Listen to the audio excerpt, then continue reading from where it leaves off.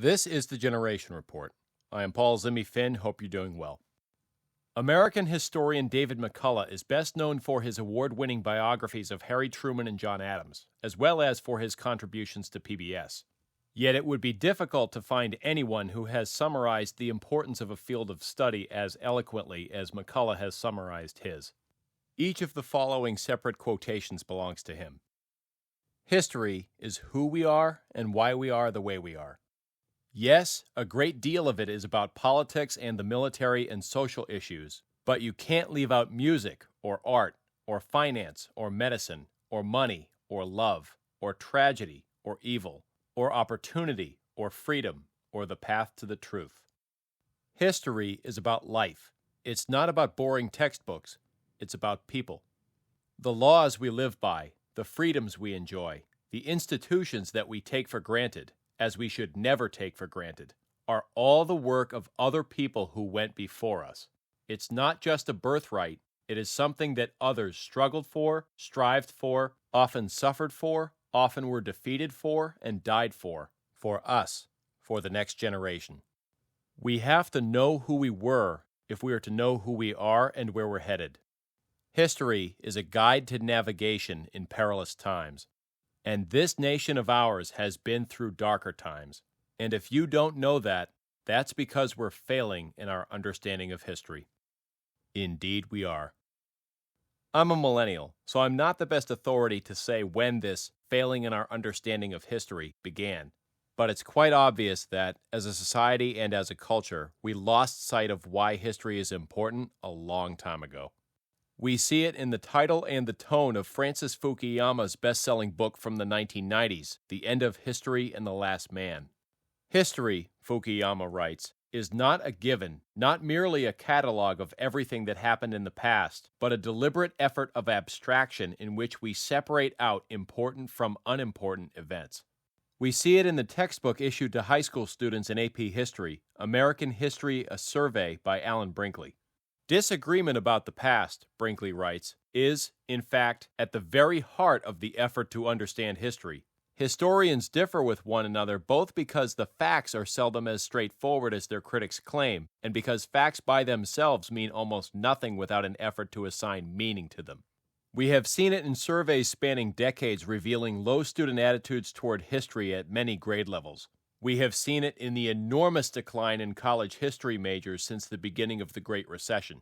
We have seen it in the collapsing number of visitors to historic sites, in the accelerating physical deterioration of historic buildings, and in the pledge by the American Association for State and Local History to, quote-unquote, fundamentally transform how to present history to the public. We have seen it in the defacing and tearing down of historic statues, in the renaming of schools, and in the words written on signs and chanted in the streets.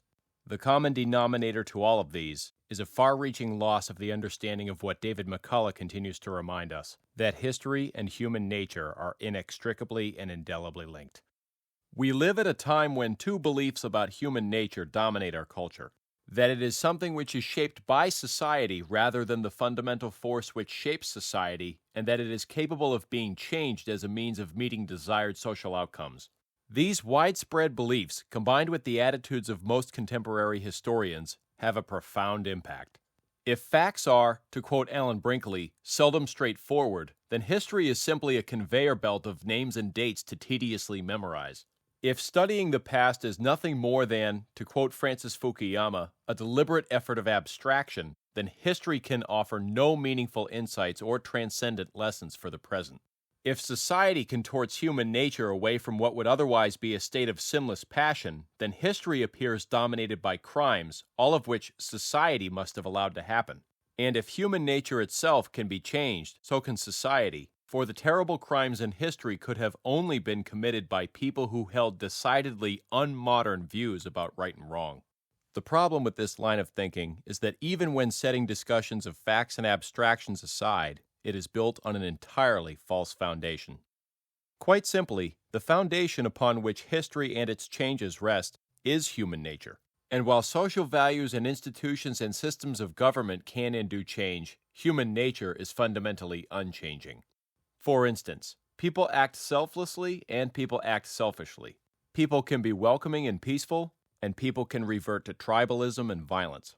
People act on their desire to create, people act on their desire to destroy. Most importantly, people, like all living things, have a biological life cycle and are mortal.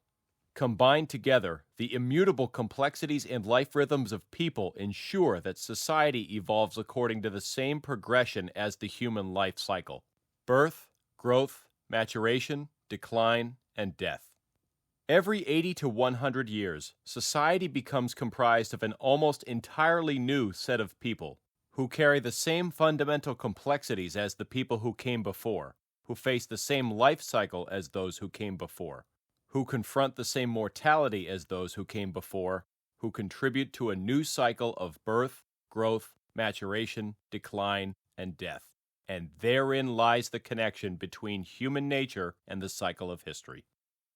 Over the 24 years since its publication, The Fourth Turning by William Strauss and Neil Howe has been accused by many people, most of whom have not read the book, of offering a confirmation-biased perspective on America's past in order to prescribe a particular set of outcomes in the future. Nothing could be further from the truth. Yes, The Fourth Turning connects the cycle of generations to the cycle of history, and in the process offers predictions for the future which many find discomforting even now. But as I've explained before, the core ideas in the book have their roots in deductive observation drawn from Strauss and Howe's earlier scholarship. Moreover, the book and its ideas resonate because they reconnect the story of America to two things that story became disconnected from a long time ago: the lived experiences of ordinary people and the eternal imprint which human nature leaves on the world. The past shapes the present, shapes the future in history because the same evolution occurs in each generation and within each person. History is seasonal, and the cycle of history recurs because human nature ensures that it does. What we are seeing unfold in America today is truly scary. It is also a reminder that no matter how much we might wish to the contrary, human nature cannot be changed, and neither can the cycle of history.